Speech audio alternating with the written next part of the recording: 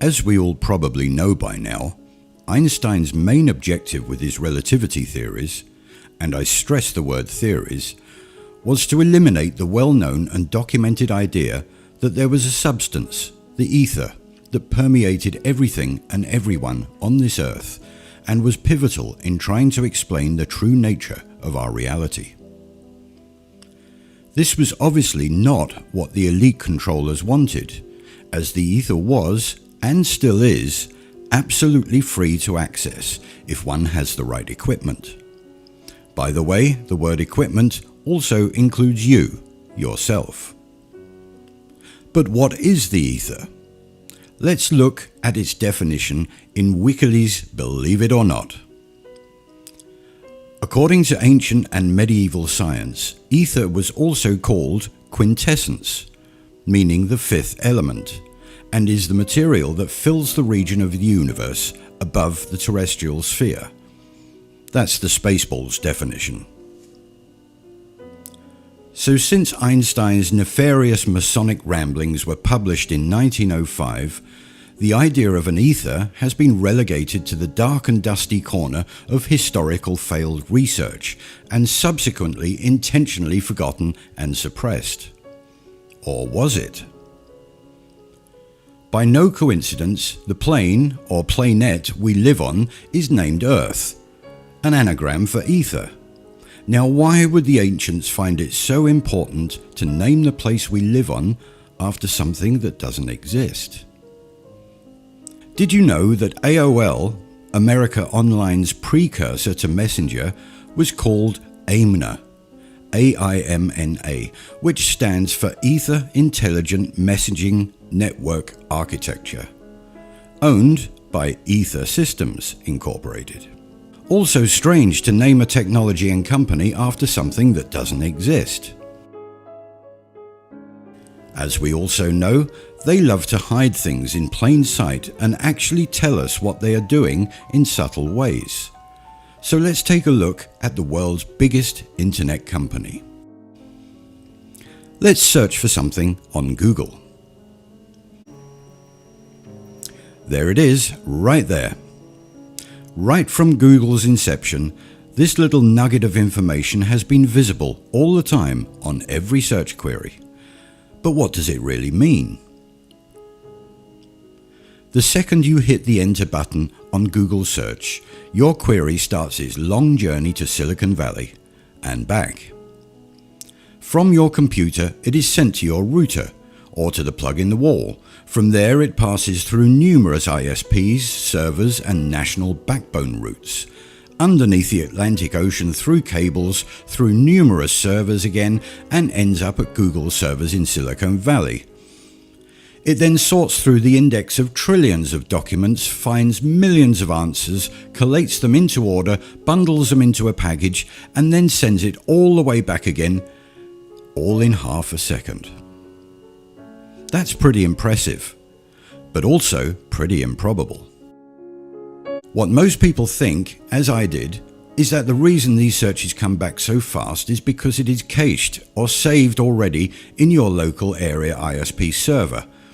In reality, that information has only been indexed by your local ISP, the same as your library card catalogue tells you where to find the book, not what's in it. One could argue that Google has national servers set up in all countries, therefore reducing the transmission times. Try searching for an independent small website with a local server from a country across the world from you. It still only takes a second or so to gain complete access. Considering the huge amount of hubs, switches, LANs, WANs, nodes, servers, gateways, ISPs, bridges, protocols, and thousands of miles of cable your search query goes through, half a second to traverse the entire world in any direction and back again is pretty incredible, and in my humble opinion, highly unlikely through a physical network. And what about Skype? Talking to someone halfway across the world in real time, through all of those hubs and switches and oceanic cables, with little or no latency? How is this practically possible? The fibre optic cables laid worldwide in the 1980s are allegedly the speed of light, but they need a booster every so often to stop deterioration of the signal. Another little peculiarity is that the internet as we know it today started off in the 1970s. Back then it was called the Ethernet. Another one of those baffling coincidences. As is usual in our research, going back to the time of free-thinking independent scientists will usually produce the answers that have been hidden by our corrupted scientific institutions. Back when free thought was cherished and not censored. We can find a plethora of old books, papers and studies on the luminiferous ether, all describing the elastic properties, the density, the speed, etc. But what about etherons? Huh? My sentiments exactly. To fully understand the Etheron concept, then this book, which is linked in the description box, must be read and understood. A daunting task, I might add, but it does show us the speed of these little critters. 1.57 times the speed of light, which galaxy brain Einstein said was the fastest thing in the universe. Wrong again, bro. Now, the fantastic speeds of worldwide instant communication becomes a little clearer. Now also the concept of quantum physics becomes clearer as well. Two things can exist at two different places at the same time as they suggest. This theory never sat well with me. If the time it took to move a signal through the ether was so infinitesimally small, then it would seem that they do indeed coexist. Put a few local hubs, nodes and the cheap router you got from Aldi along the way, and we are now getting much closer to the half a second or so that they show us. So if we can transmit seamlessly and autonomously through the ether, then why all the networks and cables and stuff? Data harvesting and control. You didn't think they'd let us speak to each other in private, did you? The internet is just the tool that is used to access, utilize and organize the ether. Etheric technology has been with us for decades and has been used by all the tech giants for extreme amounts of monetary gain. Have you ever known who was calling before you picked up the phone? Have you ever had that feeling that somebody close to you is in trouble? And what about the dog who always knows when it's time for walkies? Yes, the dog one has been scientifically studied. Dr. Rupert Sheldrake called this the morphic fields, or the science of morphogenetics, which we propose is nothing more than the luminiferous ether at work.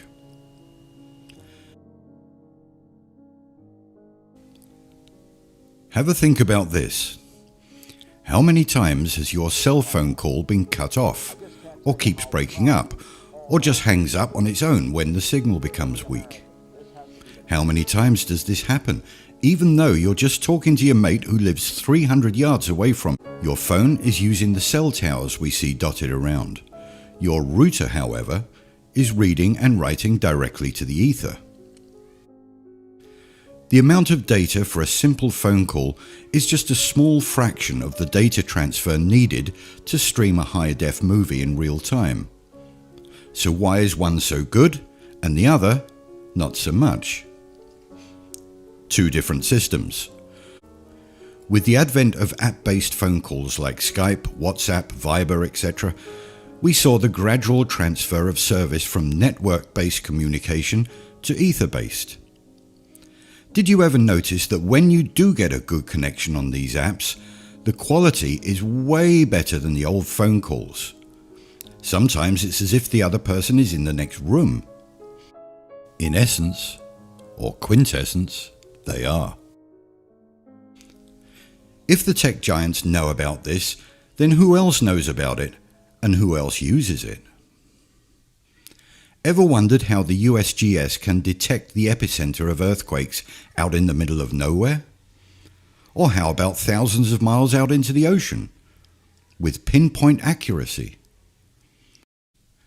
Where is this vast, all-encompassing network of Richter-scale sensors that can pick up small tremors at any point on our vast, flat green Earth? And the mighty oceans.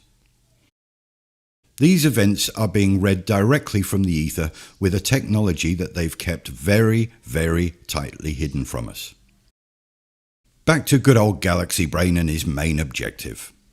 Einstein was lauded as the greatest scientific mind ever because he did exactly as he was told by his Masonic overlords and dismissed the very real ether in favour of his psychological gobbledygook theories. Much to the pleasure of the rich elite, who could now do as they've done with all of the Earth's rich and abundant free energy sources, they could sell it.